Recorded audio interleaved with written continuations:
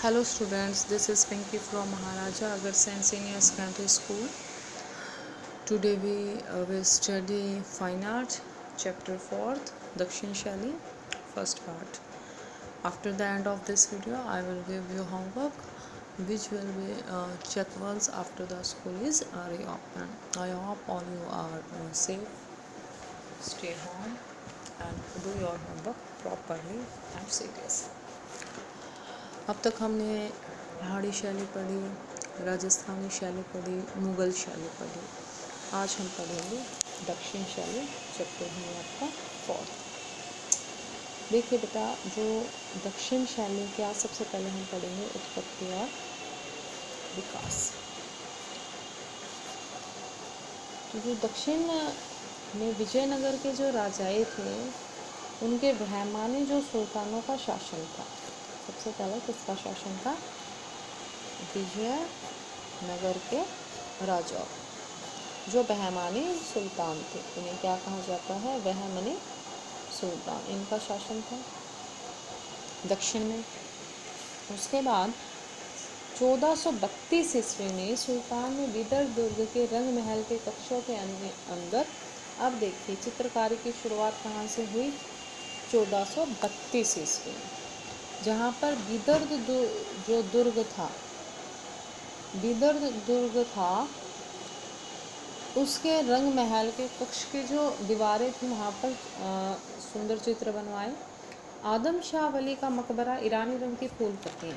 उसके बाद फिर आदम शाह, आपने देखा होगा जो मुस्लिम्स थे वो अपना मकबरा बनाते थे और वहाँ पर उस मकबरे को सुंदर तरीके से बनाते थे कि जैसे वहाँ पर वह जो मृत व्यक्ति है मम्मीज़ की फॉर्म में वहाँ पर रखते थे उनकी डेड बॉडीज़ को, कि वो वहाँ पर रहेंगे।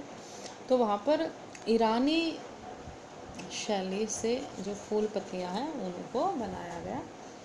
दक्षिण शैली की चित्रकारी की उत्पत्ति इस समय हो चुकी थी। इस शैली का विकास आगे नहीं हुआ, मतलब ये यहीं रुक गया, इतना ही। राज्य के पतन के बाद यहाँ 5 राज्य बीदर, अहमदनगर, विरार, बीजापुर और गोलकुंडा स्थापित हुए।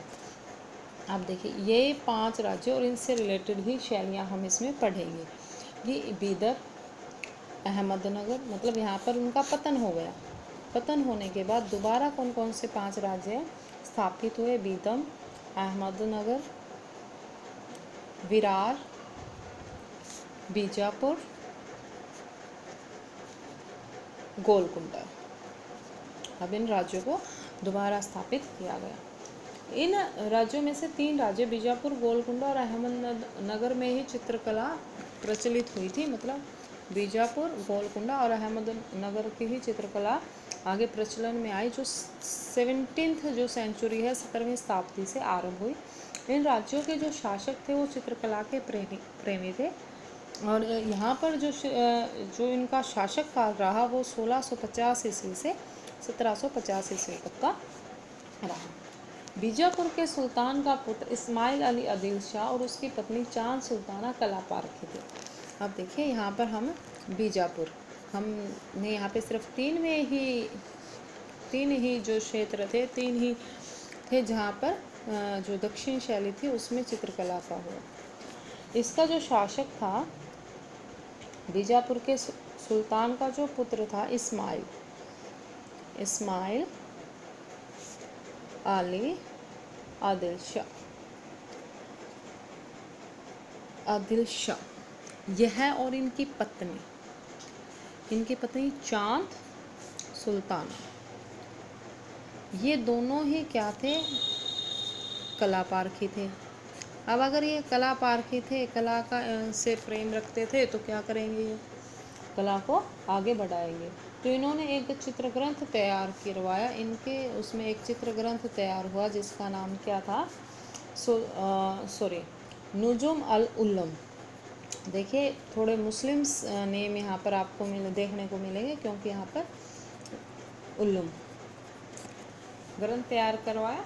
ग्रंथ दक्षिण शैली की भव्यता, प्राचीन फारसी जो भारतीय शैली है उन परंपराओं को दिखाता है।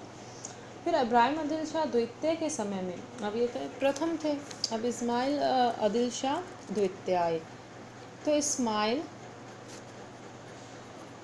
आदिल शाह सेकंड, वो फर्स्ट थे। सेकंड, तो इसमें फारसी भारतीय परंपराएं दिखाई देती हैं। तो अत्यधिक विकास हुआ, तो जो सबसे ज़्यादा द्वितीय के यहाँ पर इसमें क्या हुआ था, विकास हुआ। जो बीजापुर शैली थी उसका यहाँ पर ज़्यादा विकास हुआ। उसके पश्चात इस वन में जितने भी शासक हुए दक्षिण शैली के विकास में अपना योगदान देते रहे। फिर नेक्स्ट आता है, नेक्स्ट क्षेत्र जो था हमारा वो था है अहमदनगर। मतलब विकास का आरंभ यहाँ से हुआ, जितने भी आए उन्होंने अपना अपना योगदान दिया। अब अहमदनगर, जो अहमदनगर के शासकों का योगदान भी सराहनीय रहा। और इसमें एक सचित्र पांडुलिपि हुई थी, सचित्र पांडुलिपि जो तैयार हुई थी वो थी तारीफ़े हुसैन शाही, तारीफ़े हुसैन शाही। तो जो इसके चित्र थे वो फारसी और अलंकारिक भव्य थे। मतलब यहाँ पर फारस का टच, ईरानी टच, ये टच आपको इस शैली में देखने को ही मिलेगा। यहाँ के जो शासकों की चित्रकला और चित्रकारों को सम्मान दिया गया, अहमदनगर में विकसित हो सका। उसके बाद आ जाता है हमारा गोलकुंडा। नेक्स्ट जो हम करेंगे वो है हमारा गोलकुंडा। अब देखिए, हमने अहमदनगर में पढ़ लिया। अब जो नेक्स्ट है हमारा गोलकुंडा। जो गोलकुंडा है,